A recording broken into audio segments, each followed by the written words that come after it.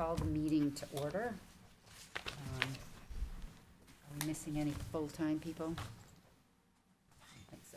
Just missing our new person. All right. Technology Hills up.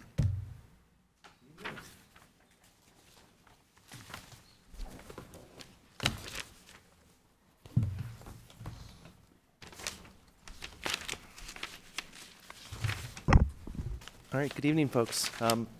My name is Nick Olin. I'm a licensed engineer and principal with the firm TF Moran. Here on behalf of the Village on Technology Hill project team, being Londonderry Holdings LLC as owner. As we had outlined in our PUD, every time we have a new package come forward, we said we would make sure we came to the Conservation Commission to solicit any comments on the proposed layout of the project, any particular environmental concerns or otherwise. This is our next phase.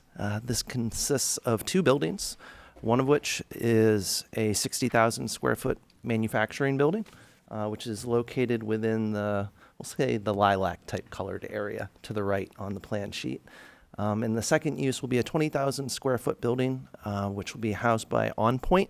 OnPoint is one of the companies of Ken and Grace Selinsky. If you haven't heard of them, it is actually kind of a fun story. They've been written up in a few periodicals. One of their products, Spot On Fence, which is a GPS-related fence for your animals. So if you're traveling, if you're in a new place, you're visiting a friend, it's basically a mobile network that you have the opportunity to set up and be able to keep your animals safe. So if we have any pet lovers amongst us or in the audience or at home, I guess it's a little bit of a plug, so I apologize. But it really is a very fascinating product. So that is one of the products that would be manufactured at that facility.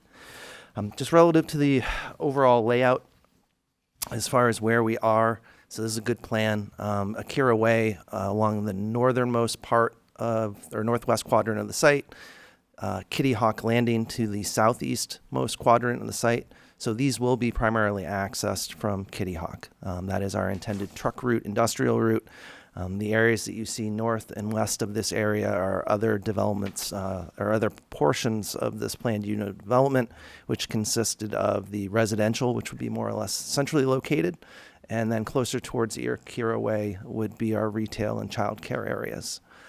In the future, we look to bring forth a third component, which would be the Envision building, which would be located northeast of that, the area that's being proposed development, and essentially right about where that cul-de-sac is on Envision Drive is where we expect that building to be placed, and then there'll be maneuvering space around the building for our first responders, oversized vehicles, or otherwise. If we can dial in maybe just a little bit more to the detailed elements. So again, to the southwest in the green is the OnPoint building. There is a fair amount of topography in this area, so you can see as represented by the number of contours and their proximity to each other. We are building up a section of the land in this area. There are no conservation overlay district impacts that are associated with this. There is a wetland to the south of this area that is more than a half acre, so the conservation district buffer applies, but we are just outside of it with our work. As we work our way from the bottom of the page to the north up that slope, you can see there's kind of a large flat green area just to the southwest of the building. There we're going to have a subsurface stormwater management system. So the paved areas that are associated with the parking as well as the truck route that are immediately north of the building will drain to that southwest quadrant. It's a natural flow path for stormwater on site as it is now. Stormwater will be treated in a isolator row where the more heavy particulate matter has the opportunity to settle out and then have the opportunity to recharge into the fill area that would be immediately below it. As we work our way kind of north up the page, we do have one of the wetlands that is located on the site. It's kind of like an odd claw shape that is just to the south of where it says Phase 13. That wetland is approximately 7,500 square feet. We do have some grading that's in close proximity to it, so we've elected to go ahead and install the Conservation Overlay District signage at the limits of our work. So that's along the typical spacing that had been previously requested as part of the retail childcare, so that it's known that that is a conservation area, and hopefully for maintenance purposes moving forward, there's no further incursion towards that wetland. To the east of the site. So if we work our way from the light green area into the more lilac colored portion, the southerly tip of that area, you can see again there's a bit of fill area, and that again is to provide more of a level flat platform for the area of development. At the very top of that slope, we have a stormwater management area. So this is an infiltration basin. Here we use really Mother Nature to treat our stormwater runoff. There's a forebay upstream of it where the more heavy particulate matter settles out and then drains into the infiltration basin. This has an engineered soil to it such that it creates a microbial activity to reduce any pollutants that are in that stormwater, and then it just filters naturally into the ground. As you can see by kind of the T shape that's directly above that, that is our truck court. So that provides truck access to the back of that warehouse building. Immediately to the right of the inner portion of that T, or to the southeast corner of the manufacturing building, you can see another kind of fun oval-esque shape. That is another above-ground stormwater management practice. So that is taking the majority of the runoff from the parking lot that is directly east of the building and treating that then such that it can then overflow and daisy chain into an adjacent area. There is another wetland just to the east of our area of work that runs along the property line. That is in the neighborhood about 10,500 square feet. Again, we've elected to install the conservation overlay or district signage at the perimeter of our work along the length of that wetland. As we work further northeast, you can see the area of parking. And then the driveway essentially terminates at the limits of the parking in the northeast corner. The expectation is that loop road would continue towards the Envision building, which would be our next submittal package. Now, directly to the left where you can see there's a fairly large note, there is one more wetland that's located there. It's just over 10,000 square feet. At the exit or the southwest corner of that wetland is where we have our wildlife passage that was approved as part of the infrastructure phase that allows that interconnection to the wetland that's located to the southwest corner. So there are no formal wildlife passages that are associated with this portion of the project because we are not bisecting any of those critter travel routes. But I would have the expectation with our next phase that we're going to see something there because the extension of that road then does create that bisecting of that wetland from the adjacent areas that could otherwise inhibit some of that critter movement. A couple other things we usually talk about for a site plan. So the parking required is what's been predicated by the owner. Given that these are his businesses, he has a pretty good understanding of what his parking needs are. They are less, I believe, than what the town would typically require, but they are consistent with the requirements of the PUD. So again, we're only installing the impervious area that's absolutely necessary for these businesses to succeed. Other items, so site lighting. This is actually kind of fun and fancy. They are decorative posts that the applicant or the owner has elected to use. Provides a nice blend of aesthetics and then the necessary photometrics that we need. Everything obviously being downcast, night sky compliant, consistent with the town's regulations. One more element we could talk about, landscaping.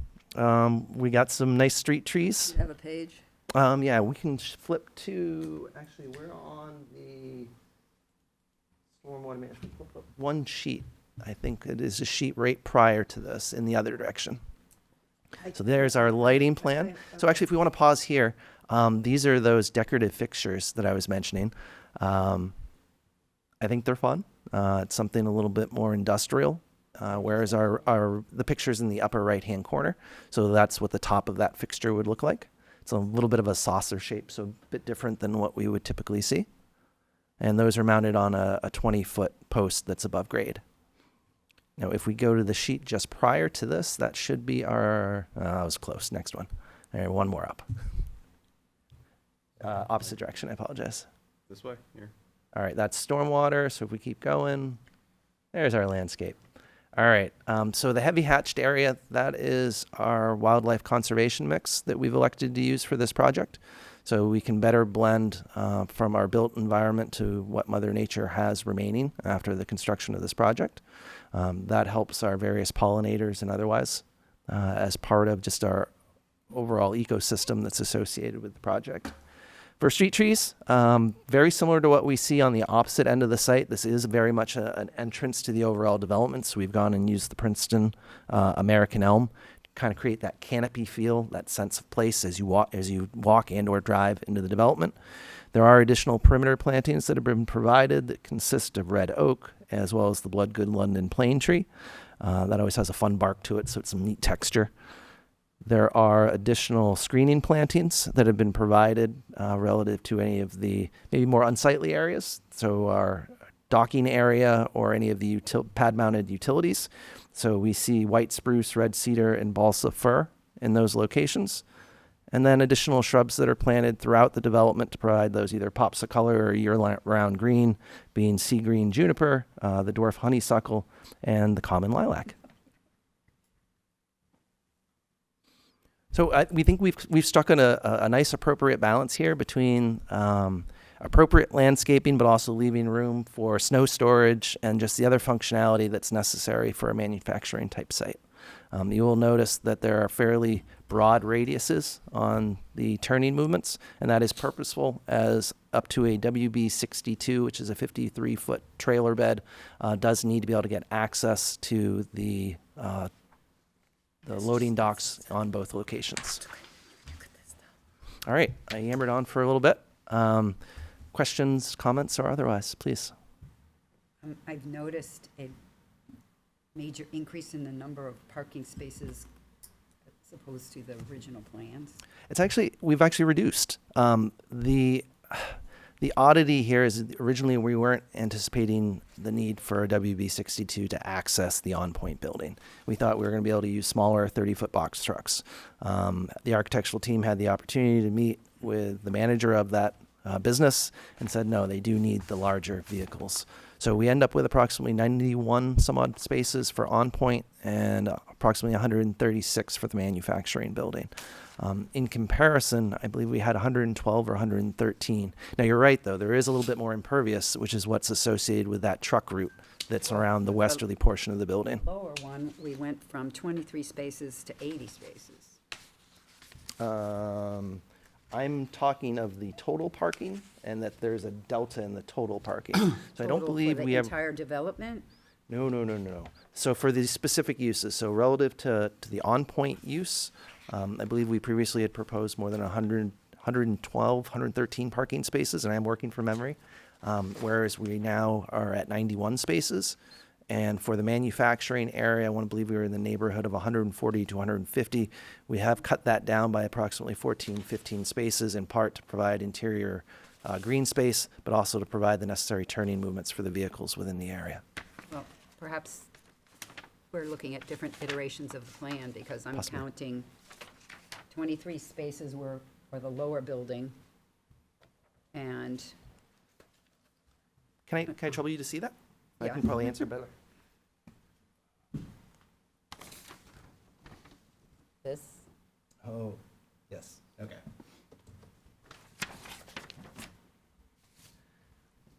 The plan that the chairwoman was showing me was the original PUD plan. Yes, it was a much smaller area at that point. and then my question on, again, this parking area. Yes. You've got the snow storage here. And It's not very realistic. I think the reality is we have our center green where a store is going to be snowed. So although these are different uses throughout the PUD, that center green that measures approximately 900 linear feet, This? actually northwest. So could we go to the PUD plan, which is probably the 5th or 6th in the sheet in the overall set. So this project, in the plan set, this has probably got everything in it.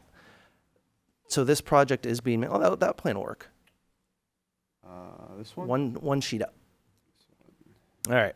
So that center green that is located between those residential buildings is all ample space for snow storage for this overall project. And that's the expectation where snow is going to That be was my stockpiled. feeling, it's gonna go that way, it's not gonna go this It way. very much is. And the reality is we plan for that. There's appropriate stormwater management systems for that snow to be able to melt into. When we evaluated the given location of this portion of the development, it just wasn't very realistic to have a lot of snow storage there. So that is something they'll be required to manage on site. And they will be voluntarily cooperating with DES's salt mitigation practices, which are written into our stormwater management report. So they'll have the Green Snow Pro applicators that'll be a part of this project as well. Because as we know, when it comes to salt, there isn't really a stormwater management system that cures what ails that. It's all about the application rate and making sure we minimize it. How do the required spaces to these two structures compare to the numbers you just gave us? How do these compare? Yeah, right, so the town has requirements for, Ah. Yes. Our parking follows the Institute of Transportation Engineers and their parking requirements. I don't know that I have a specific calculation within my package, but I can say that I believe, but the overall, talking to the mic, the overall parking that we are required to have by the PUD is less than what the town requires. So when we look at it as a per 1,000 square feet, and I apologize, I don't have the exact number of what it is, but the town requires a higher volume of parking than is required by this PUD. Somewhere in that 384 pages, I saw a note that said parking numbers, and it was roughly between 400 and 500 provided, and I think about between 200 and 300 required. Okay.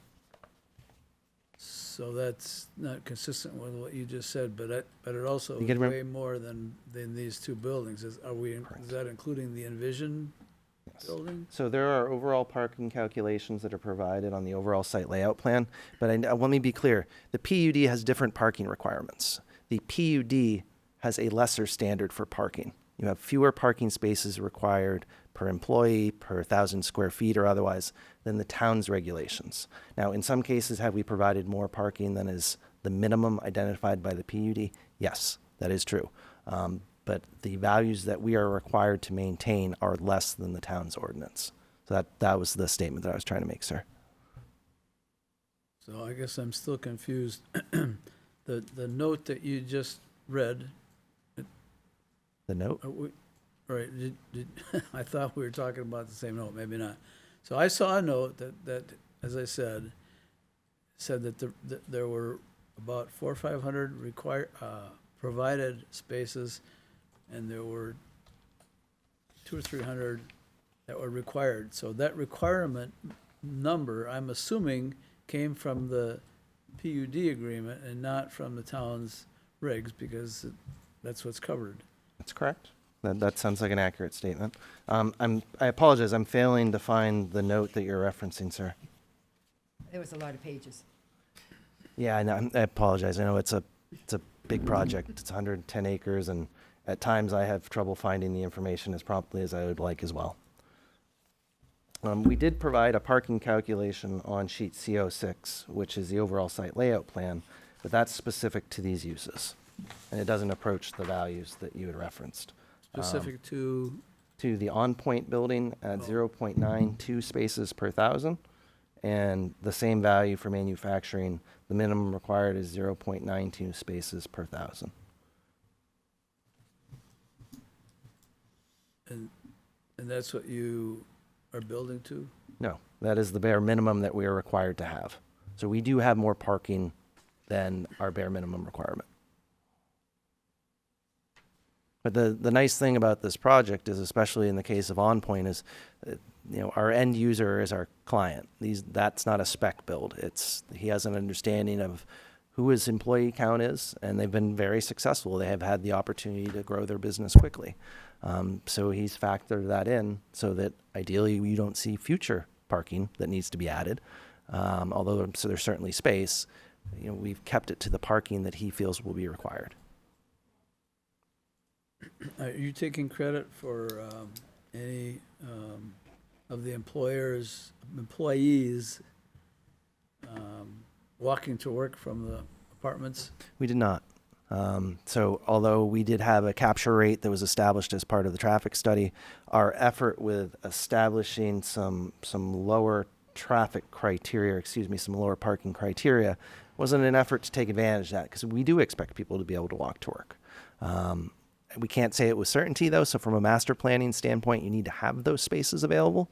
But as a project team, we're very hopeful that folks will use the walking network that's being created as part of this project, be able to get to work, at least on the nice days at a minimum. Although today feels like a nice day after the weather we've had. Yes, it does. 45 felt like short weather. Yeah.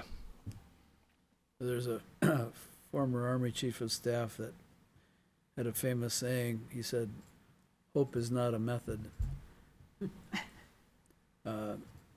What about the facilities themselves? Are they 3-shift, 24-hour operations, and how many on each shift? I don't have those specific totals to you, but it is a 2-shift operation. Really, with the reality of about 80% is in that first shift. That second shift consists primarily of custodial staff. So shift changeover is not driving the parking requirement, because it's not like you're trying to bring a second shift in before the first shift leaves. It's not a 50-50. This isn't, say, GE Aviation over in Hooksett, where they have to have a uniformed officer at the intersection to be able to let people in and out because there is so much traffic. It's not that. This is a more traditional manufacturing shift changed, where it's more of at most a 1/4, 3/4 split. But my understanding as of right now is more like an 80-20. Which would be another argument perhaps for reducing the parking requirement. Certainly can ask. The reality is, and I don't know how to rephrase this maybe in a way that's better captured. Given he owns this business, and he knows how many employees he has, and he knows how much he wants to grow this business in a certain amount of time, he specifically can tell me, "Nick, this is how many parking spaces I need because this is how many employees I have." That's what we've provided. So we could artificially lower our number of parking spaces, but then we're not going to have anywhere to park our employees. So I don't know that I would feel comfortable with proposing that. In other instances where we don't know who the end user is and we're kind of guessing, a lot of times we'll look at the ability to do phase parking and show where that additional parking could be built if so required. In this instance, I don't find that to be applicable because he does know how many employees he has. You talking on-site now? Yes, for the on-point facility, that is a specific end user business, and the owner has every confidence that he's established the appropriate amount of parking for that use. And on point is the green area. Yes, sir. Right? So now what about the blue area? Yep. So that originally was intended to be the Envision building for at least the first 5 or 6 years. Unfortunately, it's taken a little bit longer to get everything permitted and constructed. So they've since had to modify and find a new building to lease until that space is ready. So the final end user of that building isn't particularly known yet. So it's quite likely that they'll move into their brand new Envision building, which is the larger building that's located in the northeast quadrant, opposed to moving into the smaller one, but that'll be an owner decision. So the building we're talking about tonight is sort of a spec construction? No. So again, 2 buildings. So maybe let me take a big step back. We have the PUD plan up. The area that we are specifically discussing tonight is the southeast quadrant. So that is the 20,000 square foot on-point building and the 60,000 square foot manufacturing building. Any of the other buildings are really just shown for reference, just so that we know where they're located within the PUD. The on-point building, that is a owner-specific enterprise. We talked a little bit about the spot-on fence earlier. That's one of their products. That is one with all certainty, they can say this is all the parking that we need relative to our employees and our anticipated growth. The second building, which is the 60,000 square feet, which was located in the lilac colored area, that one was originally intended to be the Envision building. So they could originally move into that. So we had sized our parking appropriately for that end user. Unfortunately, due to a lease consideration, they've had to switch buildings sooner than anticipated. So it's quite likely they'll move into the building, which we are not reviewing tonight, the Envision building, which is located in the northeast quadrant, before the moving into this building. So they're going to likely find another business to take this space. So that other business Mhm. will inherit the parking provided, that would have been provided for Envision. That is correct. Now, the reality is much like you would see with any tenant fit up or otherwise. Usually the end user has different ideas. So if they came in and said, all right, we're excited to take on this building, but it has more parking spaces than we need, we'd like to delete 20 of them, well, then I come back to the board and ask for a site plan amendment to delete those spaces. But as of right now, we need to plan for how Ken and Grace were originally proposing to use that building. That's the information that we have in front of us, and that's how we've designed that facility. And is the Envision requirement driven by a shift change? There would also be a shift change component to that. But again, very similar to OnPoint, I apologize for interrupting. That is not a driver for an excessive amount of parking. Did you give any consideration to what, I know back in the fall, the legislature passed a new RSA that allows for developers to propose, I think the term is alternative parking arrangements. Are you familiar with that? I am aware of that. The PUD essentially is its own alternative parking arrangement in of itself, where we were given the opportunity to write the code based off of our anticipated needs. So outside of the team that is Ken and Grace Zielinski, Dick Anagnos is also a part of this project team relative to the residential components and also chipping in where needed on the retail and childcare.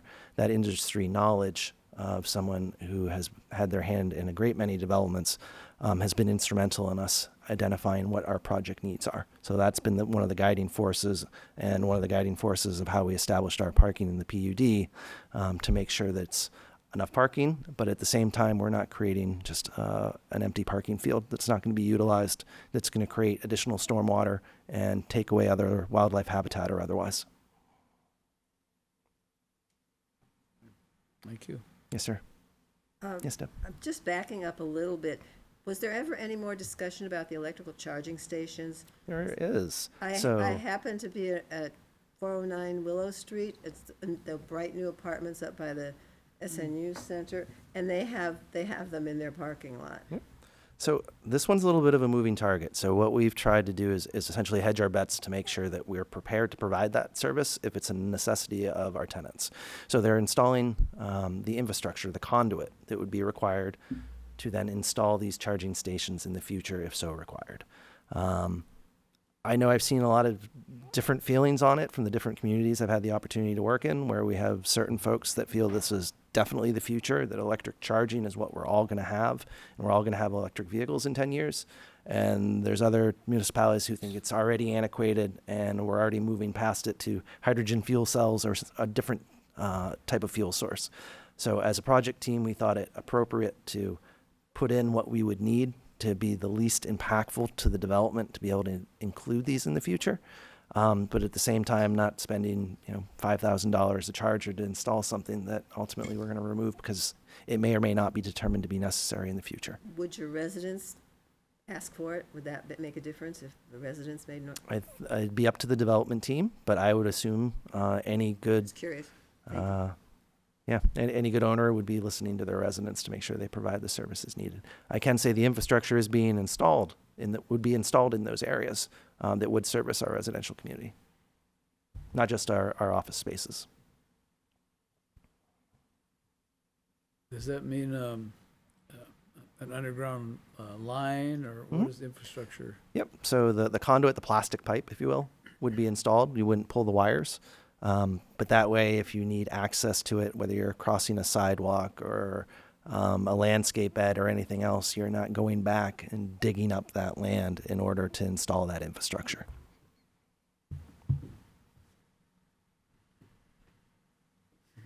Just a comment on the landscaping. The aesthetic is going to benefit from those street trees reaching maturity. Yes.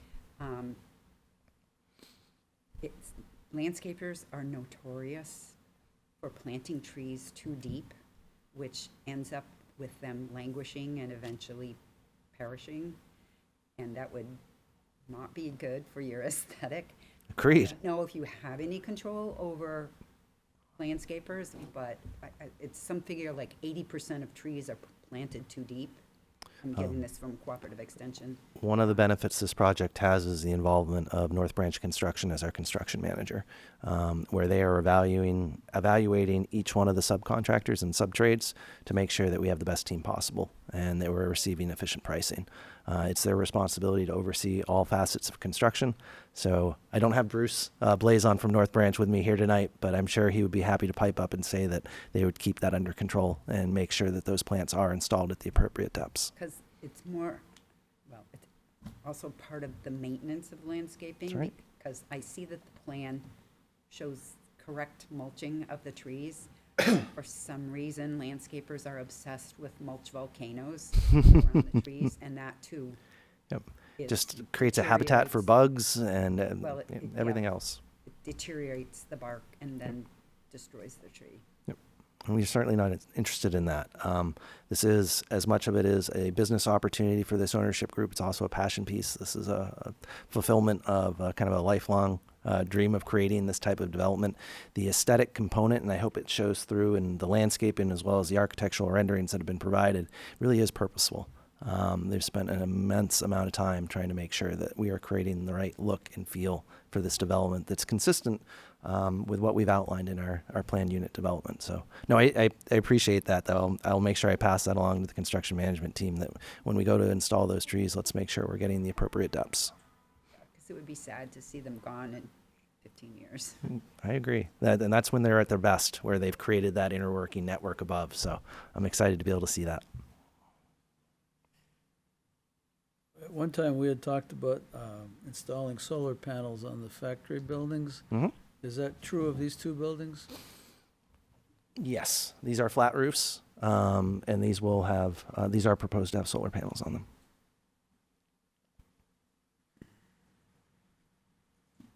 Can we go back to the slide that had the two different colored sections on it? Do you know what page that was on? So it's a stormwater management plan. It is right before the turning movement plan and right after the landscape plan. There's the landscape plan, so it should be the next Load. one. The computer will agree with us. 37? No. Just trying to figure out Here what. we go. There we go. And can you blow that up just a little bit on the purple one? Yeah, the lilac. You had said that, from what I understand, this is going to infiltrate directly into the soil? Yes, sir. What's this riprap channel that you've got going right over to the Yep, wetland? that is an emergency spillway. So when it comes to stormwater management, there's always a belt, there's always suspenders. We want to make sure that if there ever is a failure, that we are dictating where that stormwater goes. So we create that spillway so that any excess stormwater that cannot be infiltrated, and where these basins are designed with a foot of freeboard during a 50-year storm, so these are sizable stormwater management areas. But there is a dedicated route that stormwater can go during, whether it's a frozen condition or emergency condition or otherwise. By providing that riprap spillway, that's providing an important means of conveyance that we know will not be deteriorated. If we let Mother Nature figure out where she wants to pop off that berm, then we're blowing out a slope, and that slope ends up in the downstream wetlands. So that's the intent there. That's an emergency spillway.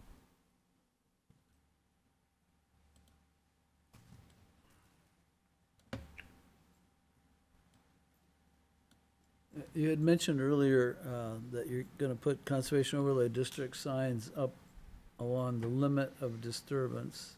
I think that was your words. Correct. So my question is, how does the limit of disturbance in the two areas that you mentioned line up with a 50-foot buffer? None of the wetlands within our area of work actually qualify for that 50-foot buffer because they're too small. Less than a quarter acre, yeah. Yep. Okay. So I actually let me mark that. The wetland that's to our south would have a 50-foot buffer, but we're outside of it. In that case, we've still placed those conservation overlay district markings at our limits of work just because it's in close proximity. But otherwise, none of those other wetlands that I mentioned earlier would actually classify as conservation overlay district. But we think it's consistent with the project goals. It's consistent with what we've done elsewhere. And that'll be a constant reminder to our development users.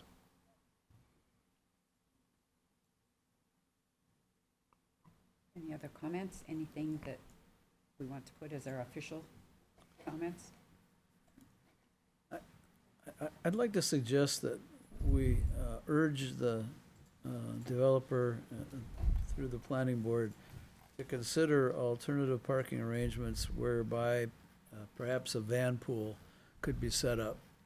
That would especially, it seems like an obvious place to put it is in the winter between the apartment buildings and the, almost like a shuttle bus in the manufacturing facilities. So you just, pick up 15 people in a van, run them over a quarter mile, drop them off, maybe come back and get another one if you had to. But you could eliminate a lot of parking that way.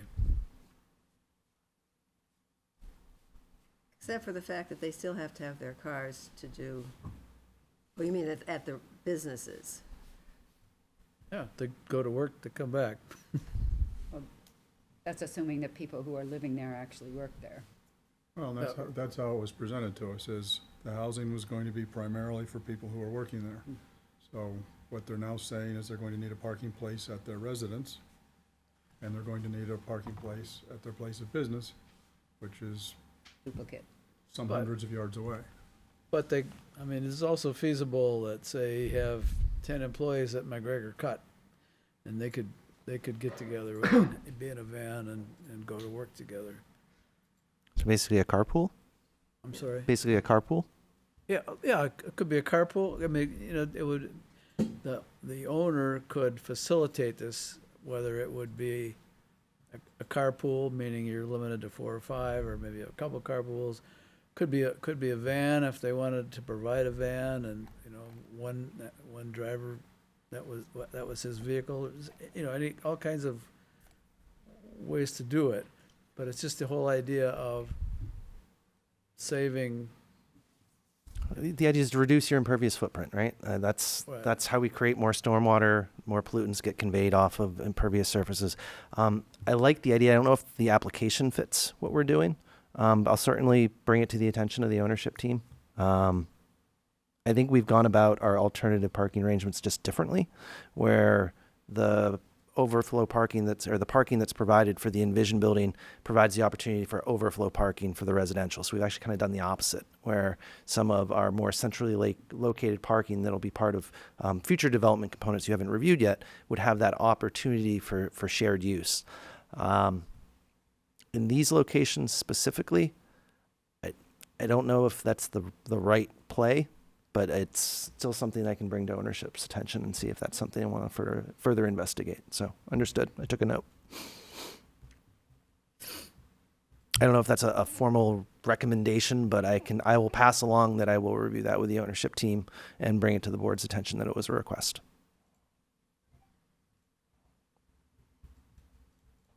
I'm sorry. I'm kind of new to this and Okay. I'm hearing this for the first time. So this development is for apartments and separate business. So this is a planned unit development, which by the Town of Londonderry's regulations requires no less than 100 acres. You can provide co-location of multiple uses. if you propose such, and the planning board ultimately authorizes it. So when we look at this project, since you have new eyes on it, I'll give just a brief flyover. It includes a 15,000 square foot retail building, which is intended really to be a general store.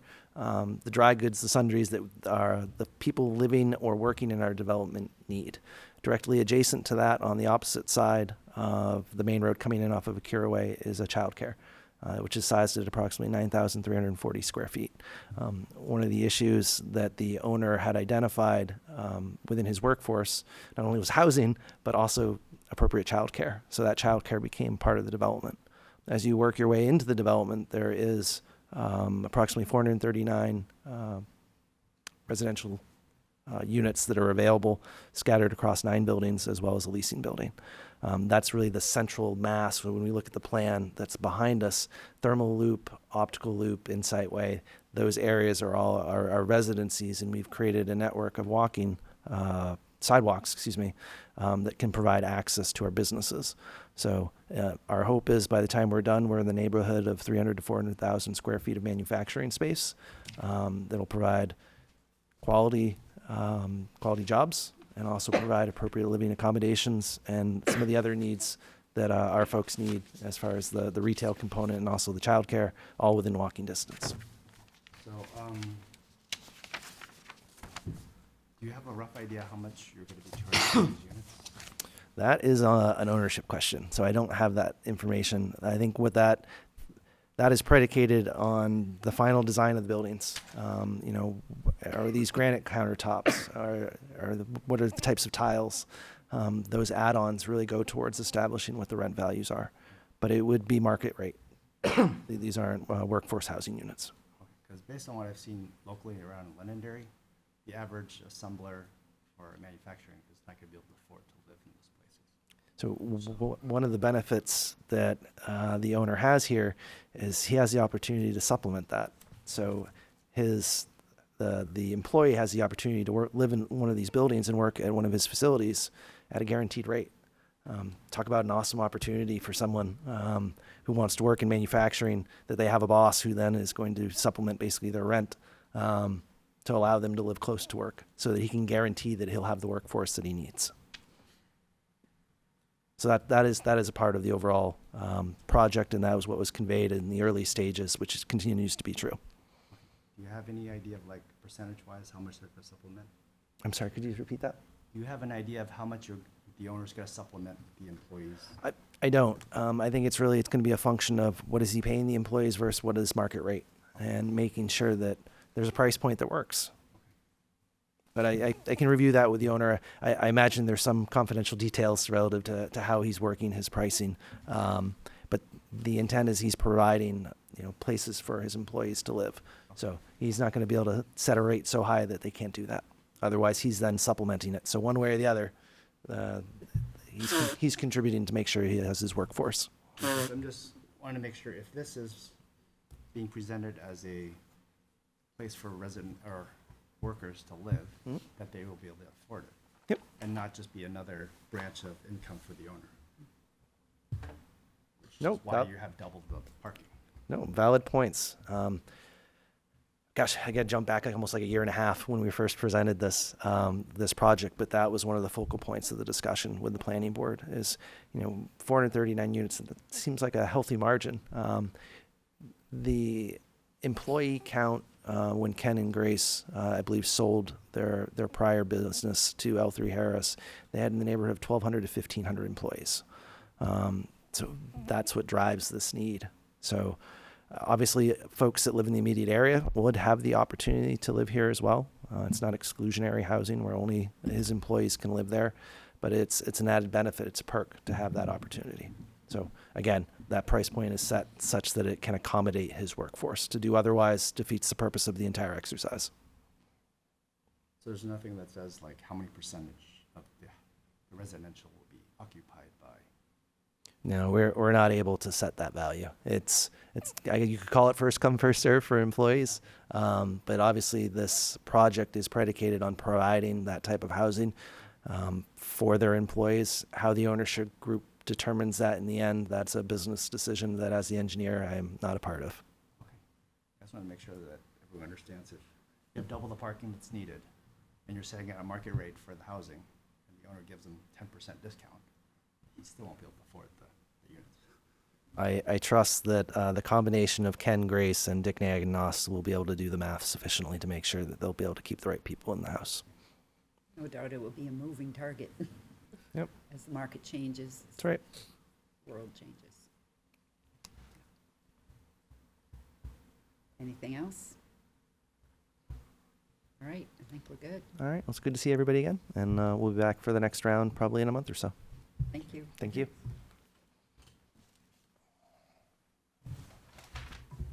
Just to back up a little, this is Leo Lee. Sorry.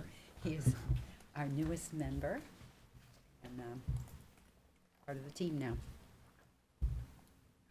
Card. I didn't realize I was gonna sit up here. I thought we were just like in a little office. That surrounded was the like a good old chair. days. Yeah.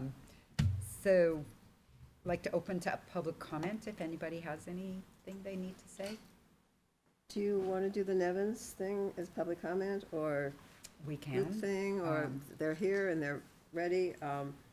We are working on a project to improve drainage by some of the houses to get rid of erosion. There's some missing grass. I mean, it's a big investment to fix it. They want to know how far into the buffer we can trim back to get that 25 feet is there, and anybody can do anything in 25 feet that's on this list. And the question is, how much pruning can be done? Am I correct with that? If you'd like to say something, please, come up.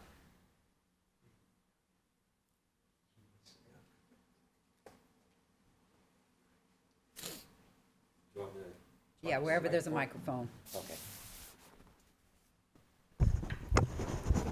Hi, I'm Jack O'Connell. Name What and I- address. Okay.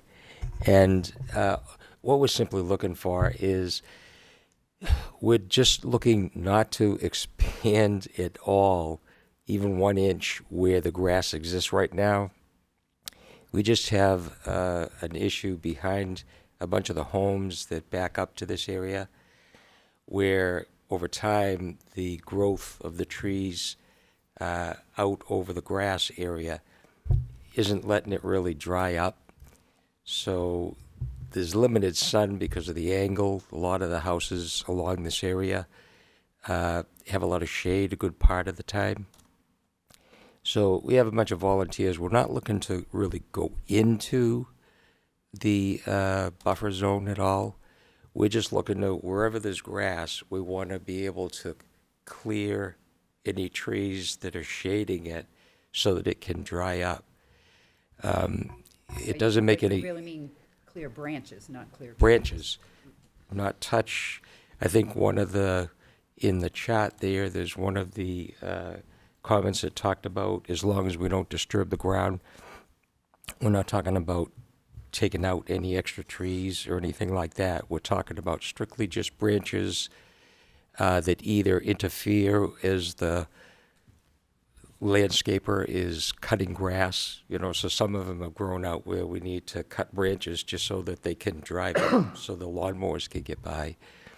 And the other one is to maybe go a little bit higher so the sun can get down and dry out the area. Because right now, a bunch of the areas right along there, the grass right near the buffer zone remains really wet because the sun doesn't get in there. And then the next day they come in with the lawnmowers and they tear up a lot of the grass just because it's wet and all the grass is loose. So all we're looking for is, it's kind of an interpretation. When I look at the chart, I can look at one of the terms and say, well, that's really what we're doing because we're not disturbing the ground. All we want to do is clear the branches above the grass.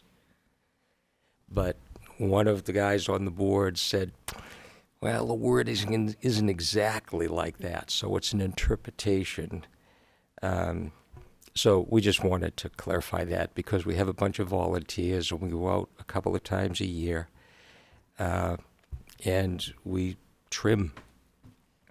So there's no intention to go into the buffer zone at all, as far as I'm concerned, other than to just clear branches that are up above that are creating shade and not allowing us to try and improve the areas. A bunch of the neighbors are saying, you know, for years we go out there and the lawnmowers tear it up because it's wet all the time, et cetera. And the guys that cut the grass don't want to be driving into the branches that are coming out of the conservation area. So that's all we're looking for, is that we want to do it right. We're not trying to violate any previous agreements. So the branches that you're removing will be taken off-site? You're not going to be pitching them in the woods?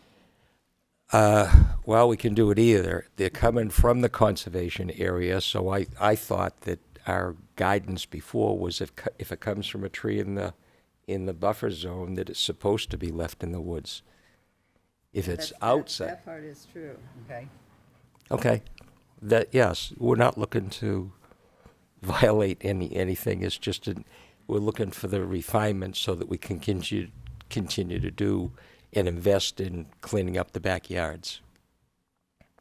Anyone? It sounds like you're talking about what we would call pruning. Well, that's exactly what Yeah. we're doing. So I don't think there's anything in the ordinance that would prohibit pruning a tree. You know, I will caution, if the lawn is always wet, it's probably because it's part of a wetland. I mean, I know where the buffer is. We've surveyed that in. That- Lo, these many years ago. And it's possible that that wetland is expanding a little bit. I beg to differ, but the landscape company that we use, and we've had Bartlett and a few other, tree guys in there too, a lot of the issues that they talk about, it's the runoff that comes off of the houses, because the houses are so close. Right. And on the backside, there's only one or two of them that have gutters. So all of the rain that comes off of that impervious roofs get dumped right there. And if there's no sun to help dry it up, it leaves it wet. And then they cut the grass the next day and it tears it up. So we're just looking to decide if we're going to invest money back there on behalf of the community. I don't see any problem We're just with what you're pruning. proposing. I'm just cautioning that, Mike, my interpretation of that area is that it's missing some of the parameters of a wetland. It's really, the vegetation is not there. The No. wetland vegetation is not there. And I have not prowled around enough to see where it really starts behind my house. yeah. I haven't gone up. But I don't think it's expanding. I really don't. I've told you guys that before. Right. And then there's a second component, you want to be putting drainage pipes in? That should- Right? Yeah. That, when I referred to the landscapers and that said that some of our wet problems was because of the rain off the roofs, we're looking to encourage those that don't have gutters on the back to put gutters across the back, and then it comes down the drain spout. All we want to do is bury under, to have the community take the responsibility from the drain spout, put it under the ground over to the edge of where the grass is now, the buffer area, and then let it just dissipate into the woods. If that's just from the roof, that's okay, but if it's anywhere from salt areas, it's not. I'm sorry? If it's just from the roofs, I think that's fine, but if it's from any runoffs from driveways or anywhere that's heavily salted. No, that goes, the street is on the front side, and we've got that taken care of on the front side. And then one other question, when you're, say, pruning, you're only pruning the side of the grass, right? You're not pruning all the way around the whole tree. Is that correct? I would say. No, it's just, if you look where the grass is, we just look up, and actually what we do is we see where's the sun and is there is the grass shaded or is it getting some sun? We usually do it like in the middle of the afternoon, and the sun is, whatever sun gets in there is usually shining into the backyard. Okay. And so you can see which branches are creating, the sun, the shade onto the grassed area. So how far are you going in when you're pruning? We're not going in, Just right. wherever the grass is, we look straight up. We don't go into we take the branch that's creating the shade that's right there. Because pruning in general is kind of a vague term. You can prune all the way around the whole tree. Yeah. It's still considered pruning. This We're is a not, pretty we're not going complicated, in and pruning the trees. Development. Yeah. that We're not had some pruning issues. around the trees in the conservation beginning. area. Okay. So, we've had to work around the fact that some of the houses were built in the buffer by the developer, and then all of a sudden, people found out that they didn't even have, in their bathroom, the line of the buffer's in their bathroom, so Right. we've had to work around this over the years. Okay. Because if you prune all the way around, you prune enough, the tree will die. We're not doing that. Okay. This is strictly to remove the shade that we need. We definitely are not trying to go into the buffer zone at all or expand anything. We don't want any more grass in that direction. We're only just trying to satisfy the residents that are there and their complaints over the time that we've never paid attention to what's going on behind their houses. And the drainage pipes is really a temporary disturbance. You're just gonna, Yeah, as a Trying to matter of put the fact, pipe they and said, then put it yeah, back. that you probably won't even notice it afterwards. The landscaper that we have said they'd open it up, put in buried PVC, and then, just right to the edge of the buffer zone, and I mean, they could do what they want with that because they're not in the buffer, right? Well, yeah, no, some are in the some buffer. of it is, but Some are in it the buffer. varies. But that's that 25-foot variance that Oh. was from this. established a couple Yeah, years when- ago. Yeah, there's a 25-foot variance. It's separate from the buffer, so we understand, I feel we understand the difference between what we call the variance area, which is the 25-foot from the foundation, and the buffer, which is really, I think, 50 feet from the wetland definition. Right, and they overlap. And in some cases, they overlap in that, but what we're talking about is wherever the existing grass is right now. The variance area, basically. In some cases, it goes beyond the existing grass behind certain houses is Deeper. in the buffer area. But it already exists as grass, and all we're trying to do is dry it up, give the opportunity, and not interfere with the grass cutting.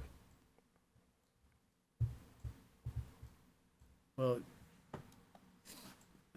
turf grass isn't allowed in the buffer, with the exception of your variance area, because of the variance. So, you shouldn't be maintaining grass in the buffer, if it's more than 25 feet from a We, house. we cut the grass in that area. Where the developer planted grass, there's a definition of where fertilizer, certain types of fertilizer can be used, and then no fertilizer. We understand that. Yeah, okay. But where the developer put grass in behind, it was our understanding that the agreement is we can continue to cut the grass and maintain the grass as it was put in by the developer. And in certain areas behind certain homes, that line varies. And so there are certain homes where it does go into the buffer area.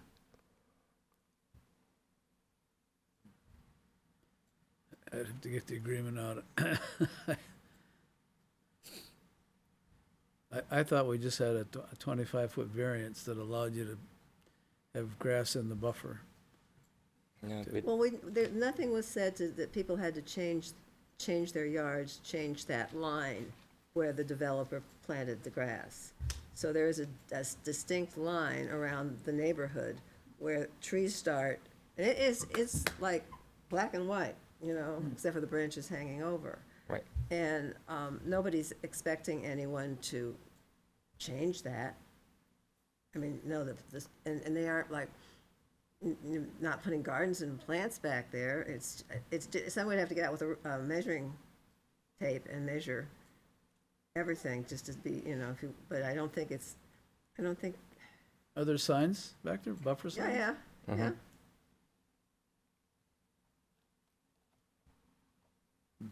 And do they just follow the tree line then?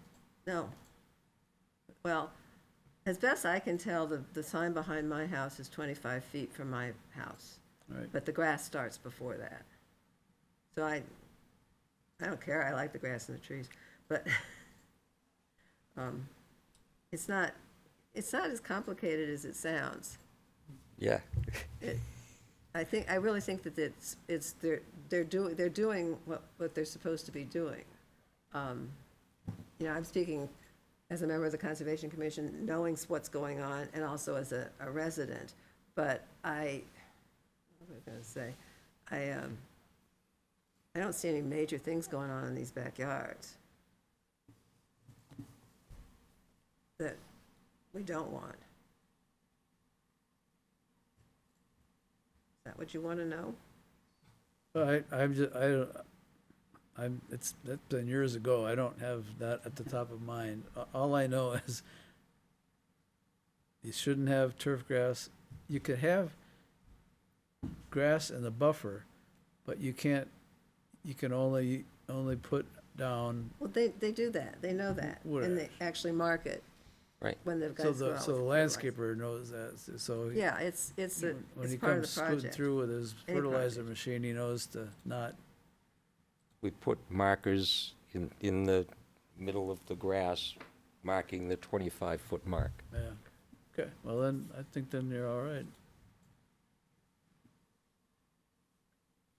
So the only reason this, I believe, came up, because we thought, this, I think, is the chart that Yeah. was agreed to before.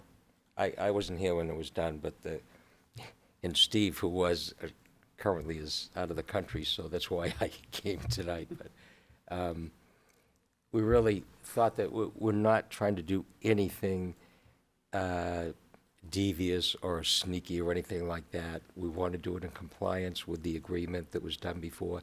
It's just that the exact wording, when you're talking about trimming, I don't think the word trimming was in the chart. And all we're trying to do is not expand where the grass was growing when the developer put it in, but just provide the opportunity to dry it out with Mother Nature's sun, so that the lawnmowers don't keep tearing it up. Good luck with that. But I appreciate your coming to the commission and, you know, Yes. getting this definitized for us. That's great. Yeah, we just want to do it right and not feel that we're trying to sneak anything by anybody. Because it's just a wording interpretation, and we feel we're doing it in compliance, but we just want to make sure that it was okay. Yeah, It now would- you know. Okay. We're good with it. Thanks, Okay. Jack. Thanks a lot. We all Yeah. set? Yes, All right, thank you very much. all right.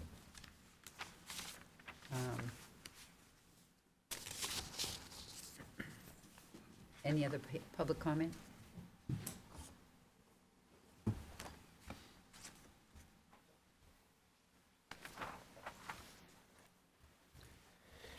Oh, Ray Burson, 3 Gary Drive.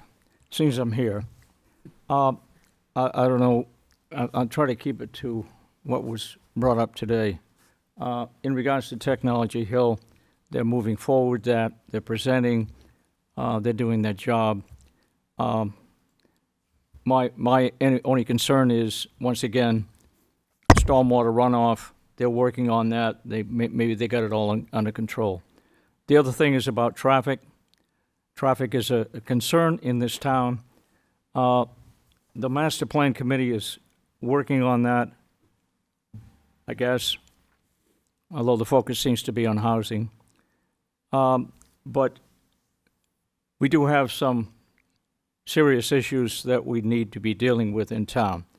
Not necessarily your job, but the other question I had, though, was in regards to the land on South Gilcrest, the conservation land that now we are giving up, and has the Conservation Department gotten their $750,000 or whatever? That deal has not closed yet. Well, for one, I would have to wonder why.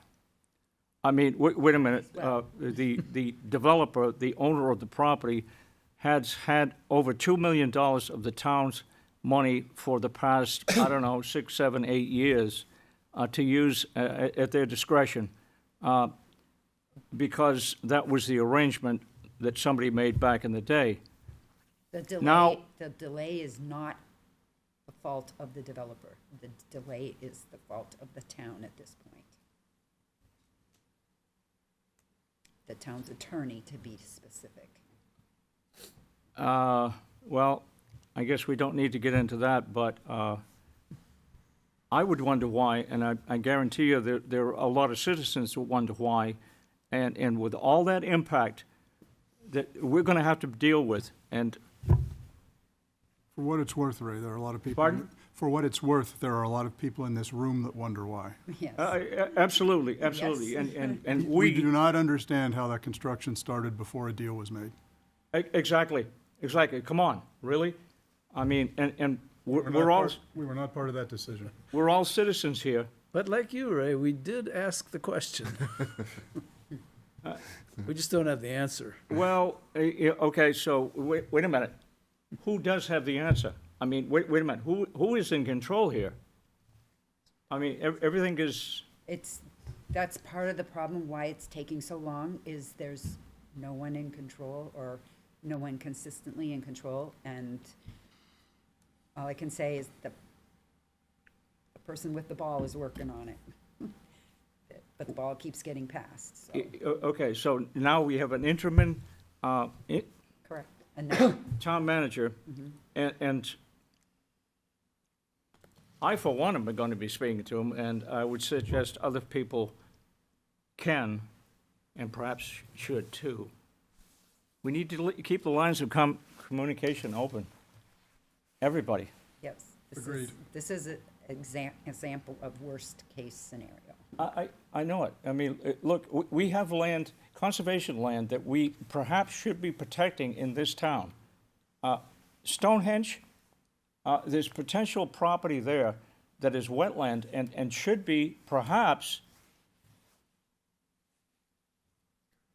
saved as conservation land, because it's not buildable land. We know. Even we know though about maybe it. somebody wants to drain it and maybe fill it in and, no.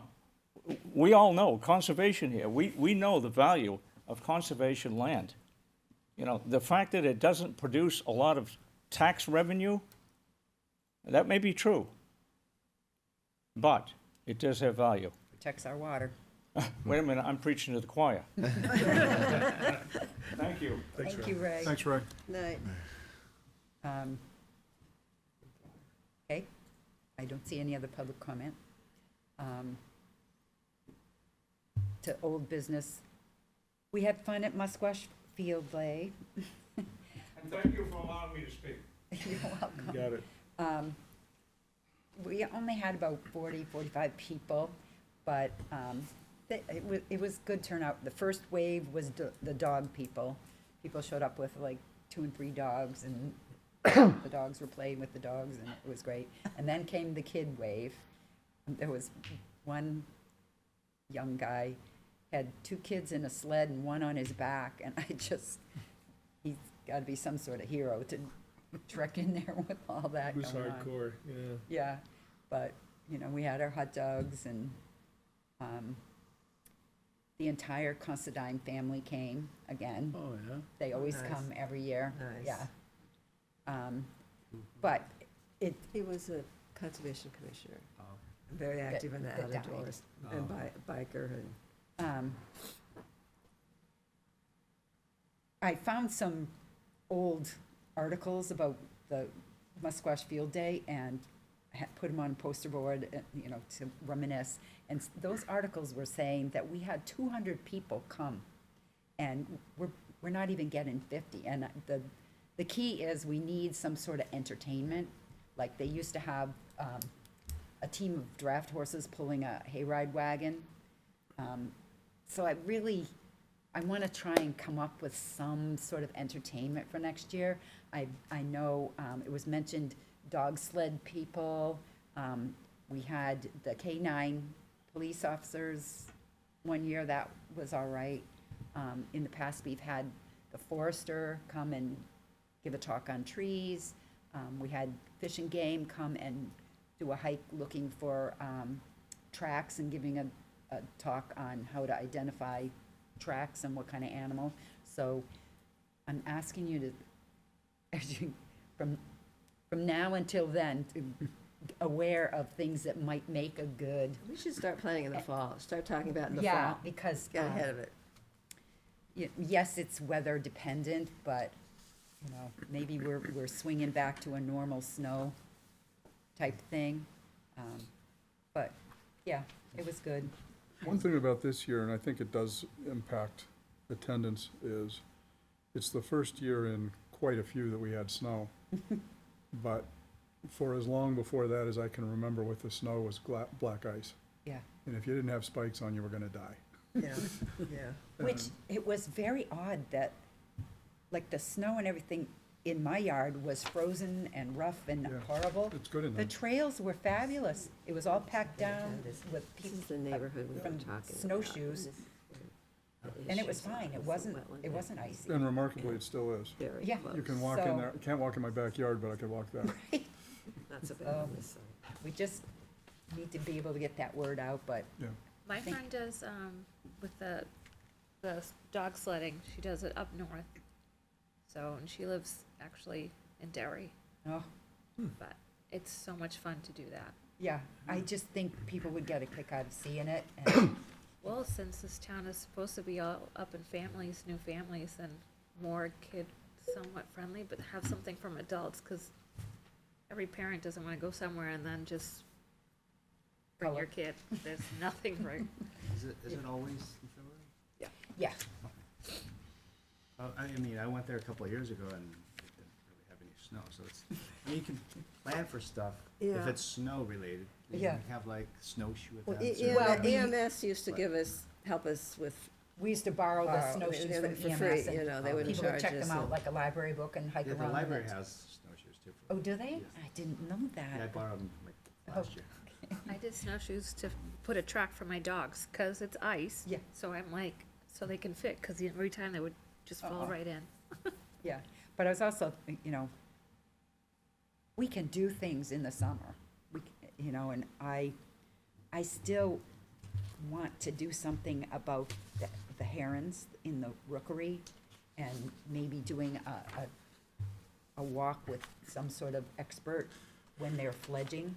So when you see the little babies flying around. are they still there? See, they move on. Yeah. They- Yeah. They move on. The first ones that I discovered out there a long time ago, they haven't been there for like 20 Oh, years. yeah. There were, So we have that to- place where it was cut and everything was bare and you could see out, and now the trees are up and the birds, their trees lose their Oh, yeah. purchase, as it were. Oh, well, And you we really will check don't, it out. you really don't wanna take a big crowd out there Yeah, while either. the nests are active, Right. because that'll be disturbing them all. Well, isn't the trail pretty far away from where they're actually out in the middle of the swamp? But if you're No. talking about trying to take people out there so they can see the fledglings, they're going to be up Yeah. near the nests. But it's, No, they're if we not had- that far. I mean, the newer rookery is at the end of Mathis Trail, Yeah, and it's only about a couple hundred feet in. And then the older rookery is maybe 300 feet in, up north of the Heron Trail. And I've checked on them pretty much every year up until, I don't think I was out there last year, but the year before, I took a group out there during Musquash Day, and you know, the nests they're there, but they weren't active, you know, of course, it's the middle of winter. But, I've been out there, you know, when there's activity out there, even within the last 3 or 4 years, so you know, Some are still out there. yeah, I think they're probably still viable. It'd be good to go out this spring and See. ask one Yeah. of us just to check, so as a natural resource Mm. inventory issue.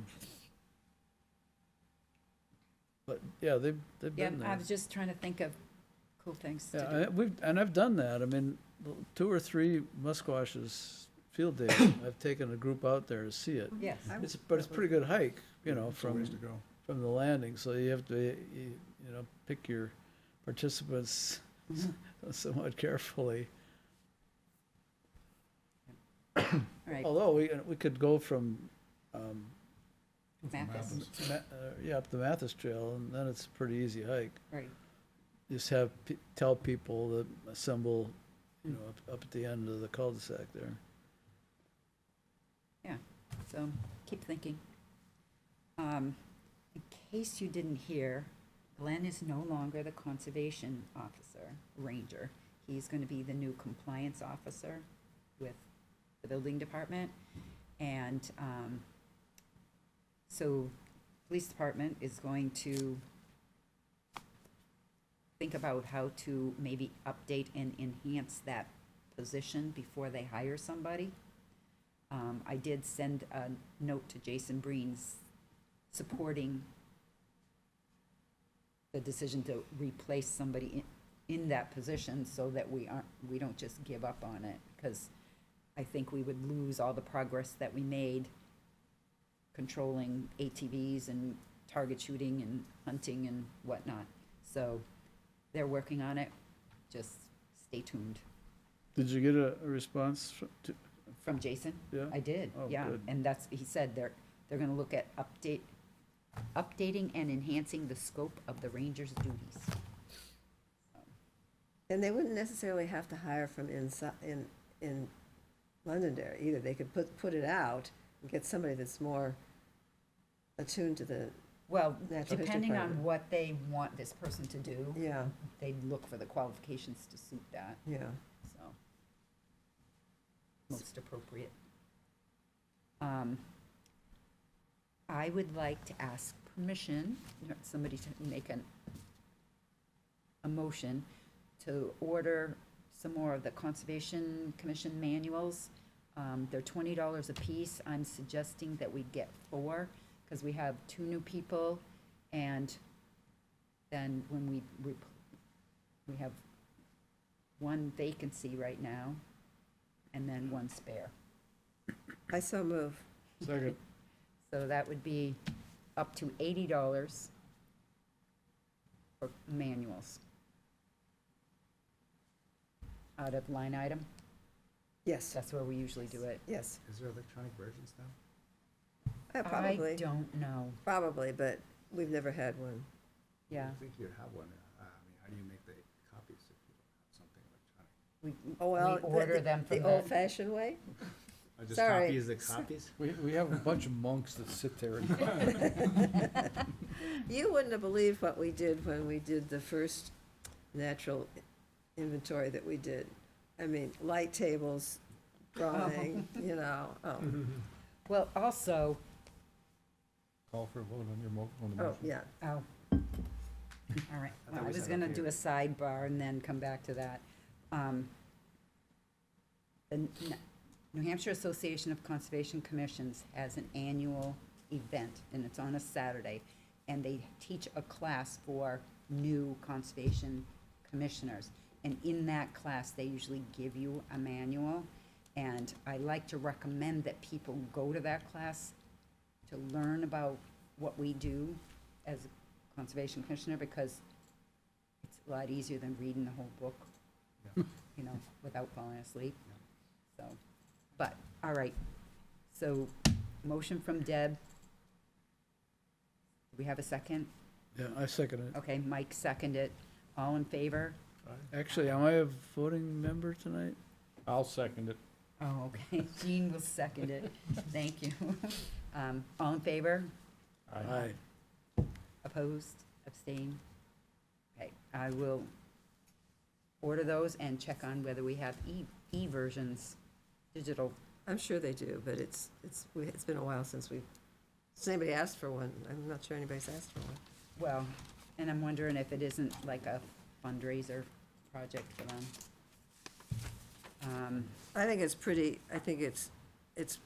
low budget. I don't think it costs them a lot, and it doesn't. Yeah. Other than minutes, that's all I have. Would you like a quick update on Oh, our yes, please. finances? There is where'd that go? $104,676.41 in our land protection, what are we calling that? I eliminated that title. It's, Timber one. the timber, it's money that we use if we need to do any logging or if we get any money from a logging project, it goes into that because it's not open space protection per se, it's because we had the rabbit project, which we cleared several areas of the Musquash to develop rabbit habitat, which is kind of Forgotten. not doing much these days. But anyway, if we needed to go in needed to rent a brontosaurus or something, we would have money to pay for that. So that's just kind of sitting there waiting. And we do our forest management plan. As you spoke, I was thinking, oh, yeah, Charlie. Oh, my God, this guy goes, It's been a year. it's been a year, it's been like 5. It's been I know, before but It's COVID. been a year since. I'll call him. Deb, maybe we could ask Justin if he could rename that account to the stewardship account. Okay, Oh, I like that. we'll do. So you pay to clear trees? We If get we paid. need, we get paid to clear some trees, and because of this project that we agreed to with Fish and Game and all this, we have a small responsibility for maintaining that as a shrub habitat, as opposed to letting it just go back.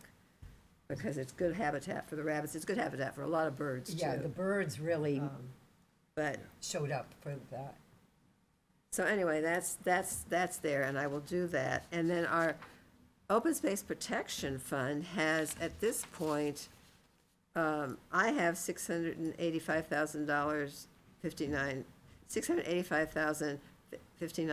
$685,059.25. And the bank thing that came through, I think is a little bit different. What their accounting system is, I don't necessarily understand it, but they put open space money into an account, and then when all the i's get dotted and the t's get crossed, it goes into our account. So I believe as of December 31st, it was 685. So if we ever get our 700 and plus, we would have something to do something Yeah. substantial with. What's the open space? Just money to buy or? Yeah, Okay. and this goes back to the 90s, when they first started protecting Max, and then Conservation Commission jumped on board, and we raised money, we had warrant articles, we started, just adding, and that's how we've acquired some of the land we have, a lot of the land. And I used to keep very close account of what, on my computer, of what we have and how we got it and what it cost, and I stopped. Well, and now, a lot of times we're getting money from what's called the land use change tax. When somebody has their property in current use, which Oh, means that's right, yeah. they're, that's important. they're getting a discount on their property taxes by saying, I agree not to build anything on this land, I'm gonna keep it as it is, in its current use. So if somebody down the road changes their mind and decides to build on that land and take it out of the current use, there's a 10% penalty on the value of the amount of land they take out. So that 10% penalty Comes to you. comes to us, part of it. The first 100,000 per year comes to us, and then we do a 40-60 split with the town in general. So that goes into the account, and then when we find property that we want to protect either by putting an easement or buying it outright, we have some money to either buy it or do a match if we're gonna get a grant. A lot of times, the entity giving the grant says, well, you have to have skin in the game. We'll split it with you. So if we have money, we can get money. And we've been lucky with being able to get a lot of grants. How do you keep track if they take it out of that other use? Do they have to come before the commission? Not before the commission, actually, the tax collector, it becomes part of the property tax. No, but so we get notified that, oh, I If want they- to use this land now, instead of. Oh, just that's like- it. It's not Pull a us. building permit. Oh. So planning department or building department, if they get a building permit Yeah, and there is a record that they have their land in current yeah. use. I just want to make sure that something triggers you to Oh, yeah. penalize them. Oh, yes. Oh. So If they you have it don't in miss writing and that. No one Yeah. enforces it, Oh, and no no, one it's, looks at it. it's been, then it's well Yeah, documented. it's, They're good at collecting money. yeah. They're really good at it. And also, all this money that's sitting there, what is it, just a savings account or something? Well, it's funny thing, we just got a copy of the bank statement. I have not, It used- have not been. It was they've not been- supposedly moved to accounts that Paid a little higher. Which Yes, is get why higher it sits for a little while before it gets finalized. You can't put it on like a high yield savings for a little while. Well, you I can put think- it a long while. Like Well, all this is town the funds, town- it's town managed finance by the office does it. town. We Town. don't Yeah. have anything to do But with it. if you're talking about the, the fire truck reserve fund or It doesn't really it's say all what managed by the it's just town, that I so can tell here. we don't really have, Ah. get involved in the Right. financial management of it. We got $1,400 worth of interest, which is on that 680.85. Is that in 1 month? Or is that- Yeah, that's in 1 month. And that was changed, I remember when that was changed, we were getting peanuts, we were getting like $300, and it's like Yeah, 5 times now. that's what- all the town accounts got changed last year. Yeah, but yeah,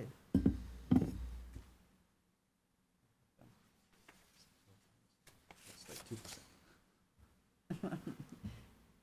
well, 2%, that's not very good, but No. this is how they've chosen, Okay. the finance department Okay. has chosen to do it for us. Most of the local banks, I mean, the Santanders do it 4% Oh, yeah, that's, for savings. You can withdraw it the next day. Okay. anything else before we look at the minutes? I have something that's actually brought up by reviewing last. Oh, uh-oh. We have not voted in our new treasurer yet. Well, we well, discussed We that. discussed that at one point. There's no such thing as a treasurer. I looked it up in the book, Oh, okay, in my paper copy. And I just now give a financial report. okay. And a volunteer to keep track of it, and what can I say? Yeah. I lost that little tiny bit of power. An honorary position. Okay. Then we can go on to the rest of the minutes. Okay. Correct in the minutes, Okay, I never can find anything. That's correct. And then how do I get access to this? Like Don't you ask me, guys- ask him. Oh, Oh, okay. You have to log in, but I don't have any login Yes. credentials. I can show you. Okay, thank See, I yeah, can't. Mike usually sets up our computers you. Okay, for when we come in, Okay. but then they go to sleep okay. on and off. Is the password written on something? So where are the minutes these days? It's council. Oh, wait a minute, down there. Password is council. Okay.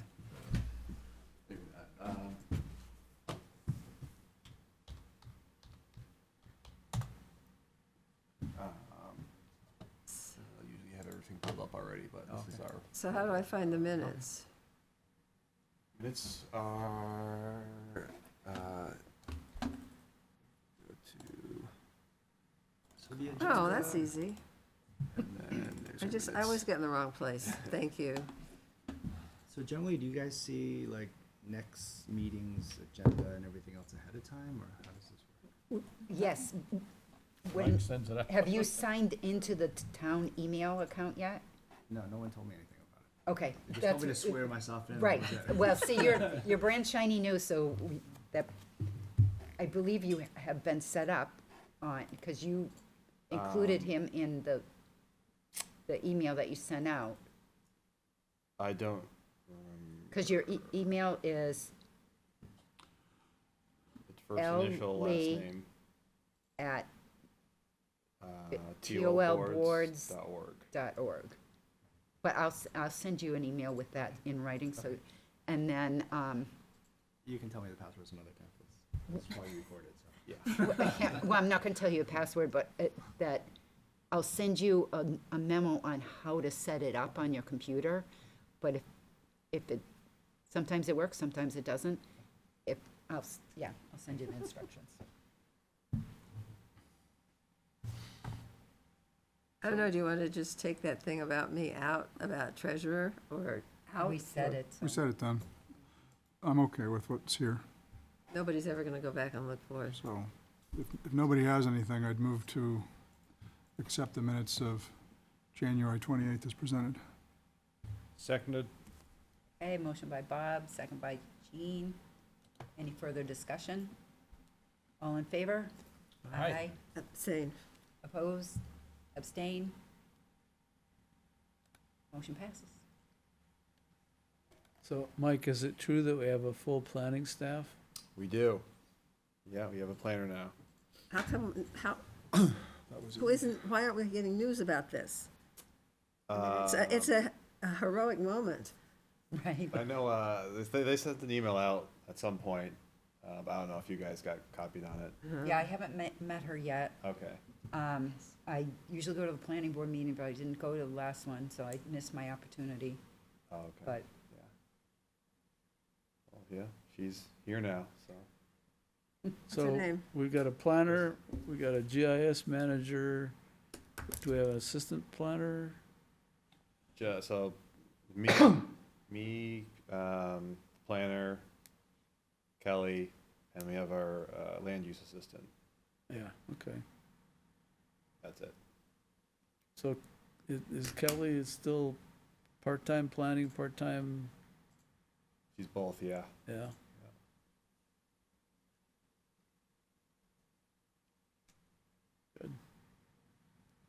Well, that is good news. right. I guess I'll make my standard motion. Thank you. Time to adjourn? I move we adjourn. Second. Okay, motion by Jean, second by David. All in favor? Aye. Aye. Meeting adjourned. That should never